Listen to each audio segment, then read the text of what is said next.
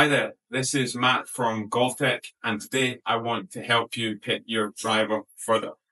As a coach at GOLFTEC, I've got access to some fantastic technologies that I want to share with you.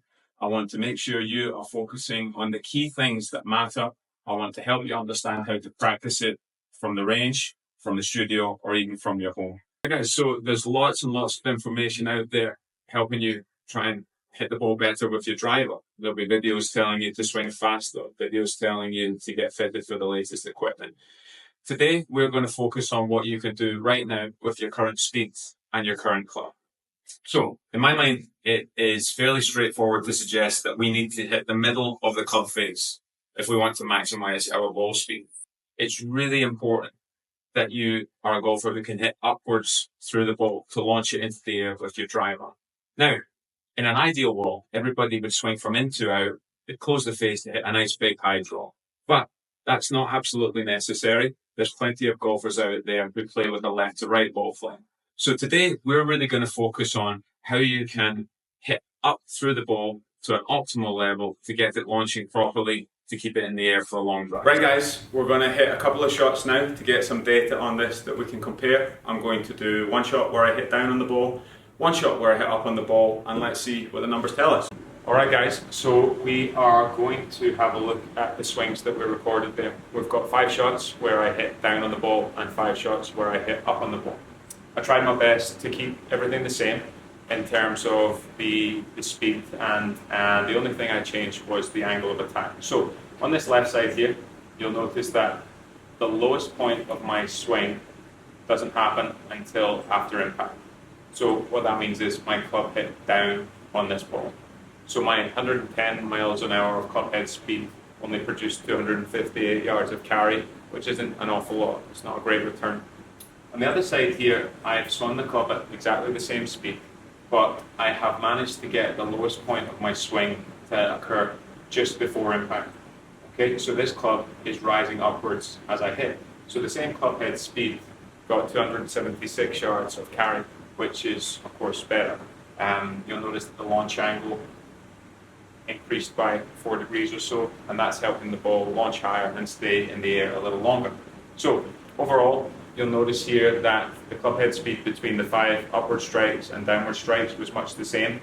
The angle of attack, I suppose I tried to exaggerate the upward angle of attack a little bit to make a point, but the point is here, when you manage to strike the ball in the middle of the face, right, and you manage to hit upwards on the ball, you're able to optimize your launch conditions. Get that ball struck properly on the face, it's going to fly higher, it's going to spin a little bit less, and it's going to carry a little bit more distance. And that's really what I'm trying to encourage you guys to do. You can see a similar shot here, again 110 miles an hour. I've hit it right out of the middle of the face, but the key point is I didn't manage to hit upwards on it enough. And it just means that the ball just fundamentally doesn't go as far. Okay, so those are the sorts of benefits that you can expect if you can improve your angle of attack. And in the next part of the video now, we're going to give you some drills to help you do that. Hey guys, if you are finding any of this information helpful, please give us a like and subscribe to the channel. That will really help us. When you practice next, let's set up a station that forces you to swing with an upwards angle of attack.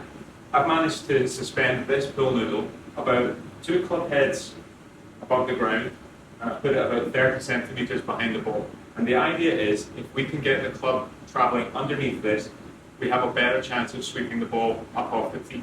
So, a great way to start is just rehearse some slow takeaways and practice bringing that club back into the ball underneath the noodle. And you'll see that there's plenty of space there. So, when you're ready, nice deep breath, give it a swing and sweep this ball up off the tee.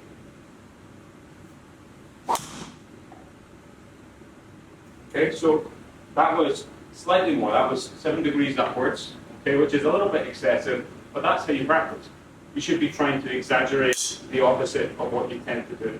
If you can make swings where you get underneath this noodle, you're going to be exploring the right kind of space, and then you can calibrate it later. If you make swings and you keep clipping the noodle or even moving out of the way, you're going to know that you're hitting down on the ball.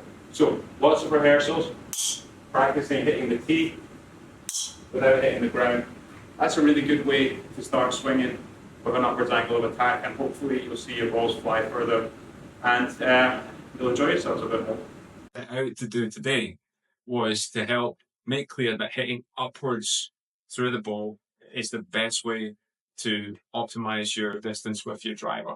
We saw evidence that hitting downwards with the ball at lower speeds and even with higher speeds doesn't produce optimal results. If you can learn to swing with an upwards angle of attack with your driver, you're going to optimize how far you can carry the ball, which is really, really important with your driver. So things that you can do to help you, things you can practice on the range or at home, would be learning to straighten your right leg a little bit in the backswing. This helps you make a bigger hip turn, a bigger shoulder turn.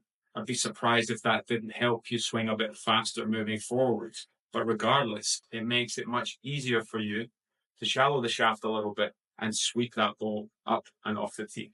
Now, to force the change, right? It's tough as humans. We've got patterns, we've got DNA with our golf swing, as I call it, and it's tough to move away from those things. So practicing with a constraint on the floor in the form of a noodle or an alignment stick is a good way to force it. Get really good at swinging from underneath that noodle and then take it away.